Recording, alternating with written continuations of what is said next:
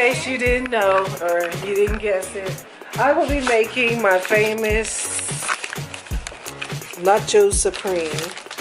But instead of beef, I'm going to use chicken breast strips instead. And here's the rest of my ingredients. Oh, one thing I forgot. I forgot my refried beans, my black beans, and my queso cheese sauce. Okay, so I'm gonna go ahead and get the onions over with. Hopefully I don't burn my eyes out.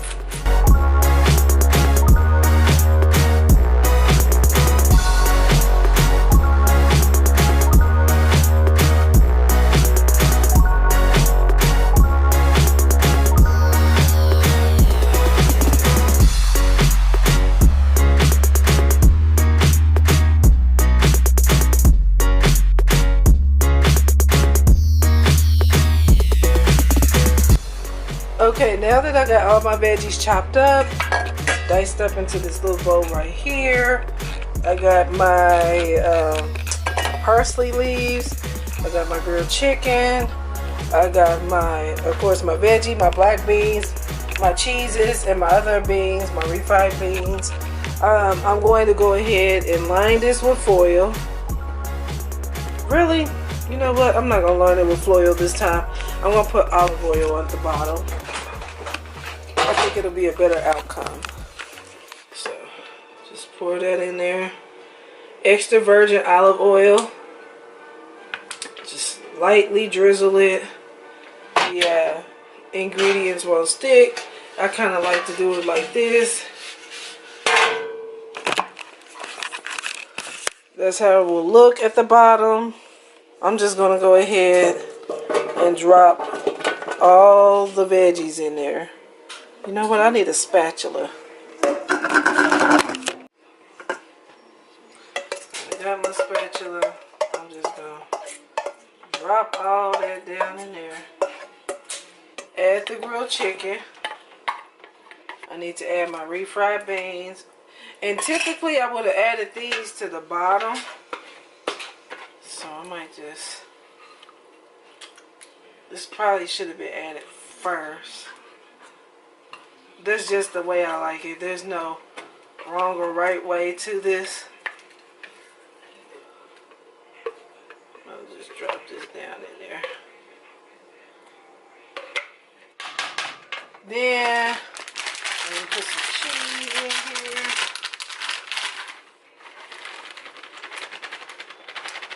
Then I'm going to add my queso cheese.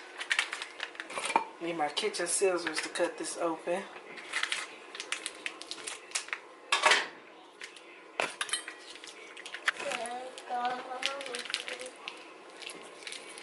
And then I just drop that down in there. I'm going to add another cheese, which is mozzarella. So I already got the Fiesta blend that included the shredded Monterey Jack, cheddar, and it also had a little bit of queso in it. But I'm going to just turn it up a notch.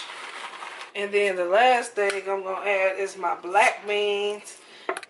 So that's how it looks. It looks kind of funny right now. But I'm going to put it in the oven. Let it sit in the oven for a little bit. And it's going to melt and blend. And then you can dip your chips in it. Or if you want to put it in like a burrito wrap, you can put it in there. It's going to be good. It's going to be lit. I'm also going to make some potato wedges. Or is it wedges? Yeah, potato wedges. I can't think right now. And with these wedges, I'm going to I cut the potato in half the long way. And I'm just going to sit them inside this little foil lined pan. My plan is to allow these wedges to soften up in the oven. Then I'm going to scoop that out of them and put some veggies in there and then reload them back. Y'all see.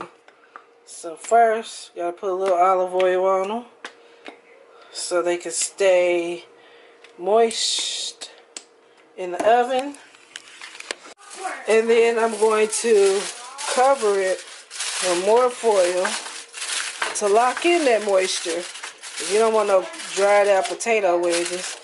So I'm going to lock in that moisture by covering it with more foil. And then I'm going to dip these on in the oven.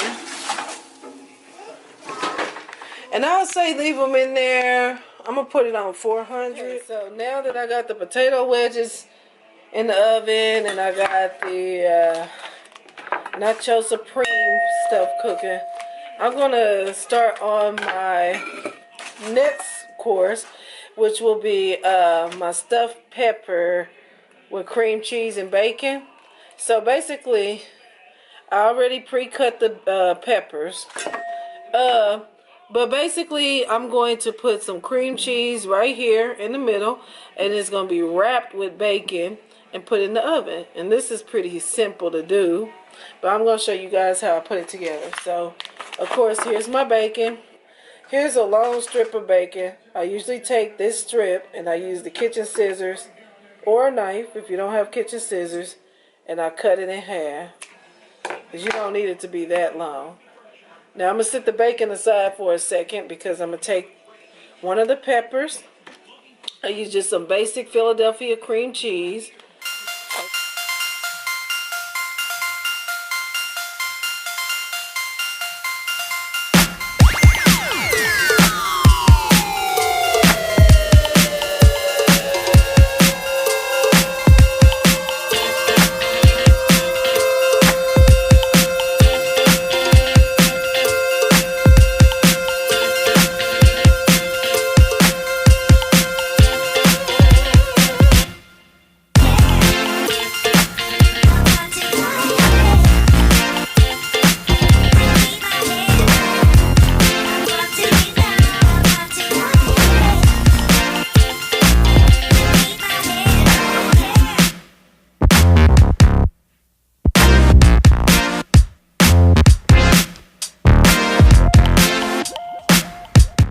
Okay, so that's how the jalapeno wrapped peppers turned out.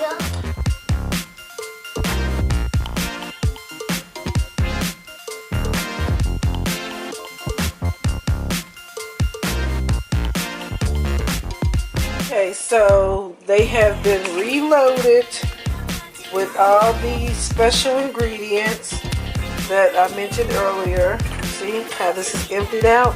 Everything has been reloaded back into these potatoes. And I'm going to put these in the oven for a little bit. I'm going to sprinkle a little bit of cheese on them so the cheese can melt.